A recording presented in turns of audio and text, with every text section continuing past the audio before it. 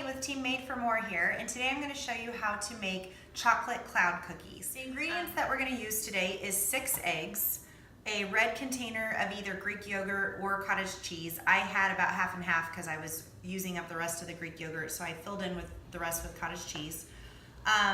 Banana, cocoa powder, cream of tartar, 4 stevia packets, and that's it. So the first thing I'm going to do is peel my banana.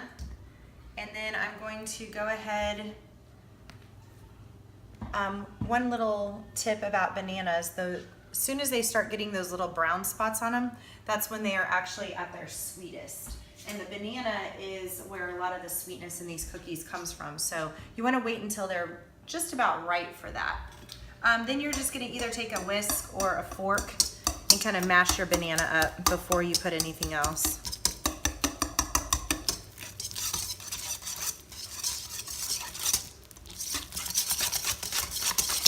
Kind of give it a little stir.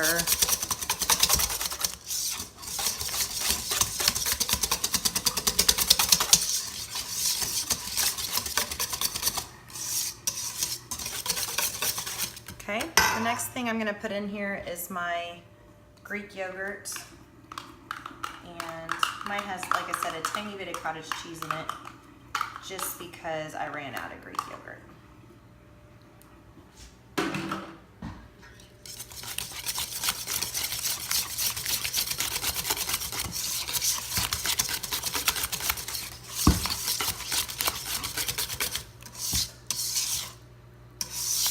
I'm going to do is separate my eggs. So I'm going to put my egg whites into my mixer bowl.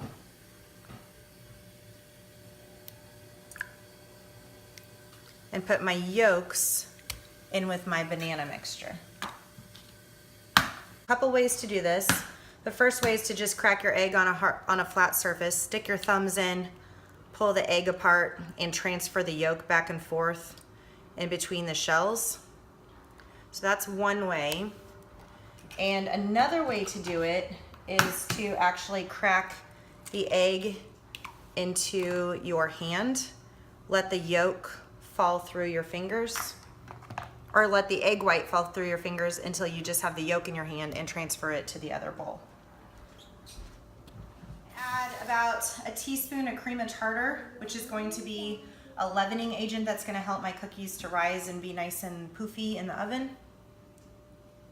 And then I'm going to put this on high in my stand mixer for 4 minutes, or until it forms like a giant snowball in the middle, and I'll show you what that looks like.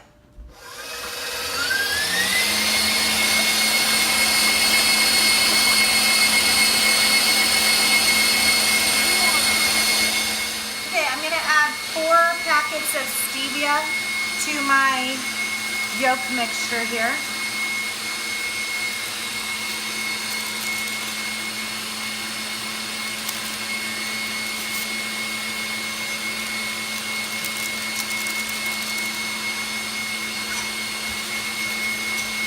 And then I'm also going to add 1/4 of a cup of cocoa powder. And I like to use the Special Dark.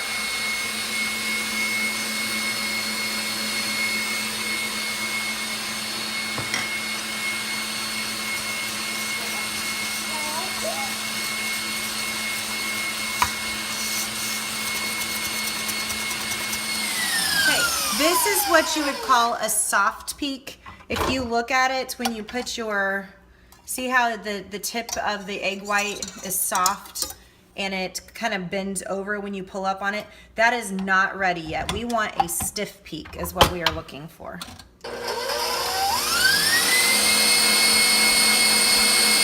Okay, you can tell how it's starting to pull away from the sides of the bowl. That's one sign that it's about ready.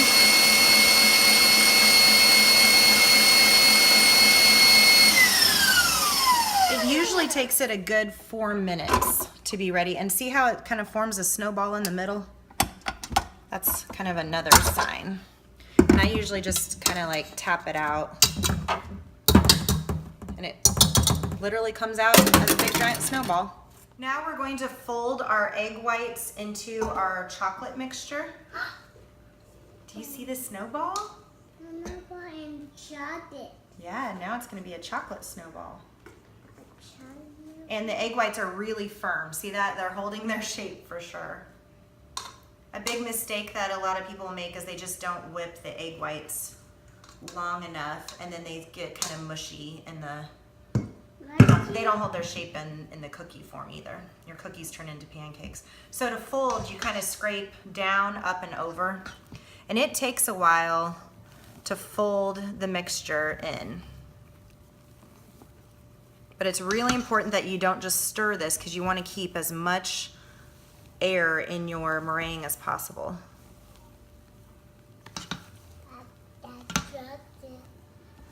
Okay, I've got my mixture folded in now. I'm just going to use my cookie scoop to proportion them evenly. And I'm just going to take it and scoop them on my cookie sheet just like that.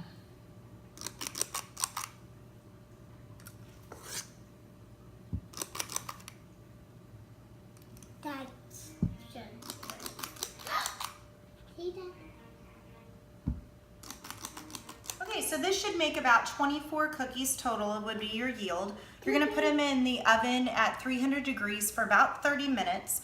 When they come out, they're gonna look kind of like a brownie texture to them, but they're deceiving because they're very, very light and airy, and that's why they're called cloud cookies. You can top them with some slivered almonds if you want, some sliced almonds or anything like that you can add to it. Last time I made these, I made one batch for the kids and I sprinkled them with some little mini chocolate chips. That's another idea. These count, you can have 3 cookies and it counts as half of a red. So you can have 6 cookies for a whole red, which 6 cookies is a lot of cookies. So I'm gonna pop these in the oven and then I'll show you the finished product. What's in the oven, Henry? What is it? There's chocolate cookies in there? Cream big chocolate cookies. Do you like chocolate cookies?